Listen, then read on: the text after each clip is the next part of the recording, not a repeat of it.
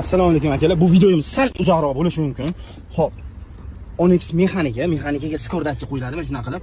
Xo'p, xalasoyda ishlagan qilib. Xo'p, bu yerdan as igna olinadi bizning sxemada. Xo'p, asi pryamoy aska ulanadi, igna через relay orqali. Relay nimaga deganda bunda sepleni bor, seplen datchigi bor va skordatchigi bor. Akalar qaranglar, relayda ko'ringlar qanaqangi ulangan. Xo'p. Buni 101 qarshilik bilan seplenga chiqib ketgan. Bu через zajigание. O'rtasi ikkita zajiganyeni ochib beryapti. Hop, bu tomoni skordatchidan keladi. Bu yerda plus minus qizil qora, hop, ko'kka BSMga ulanadi, sariq bilan qo'shib BSMga ulanadi. Bo'ldi, mana shu holatda mashinani qulplashdi.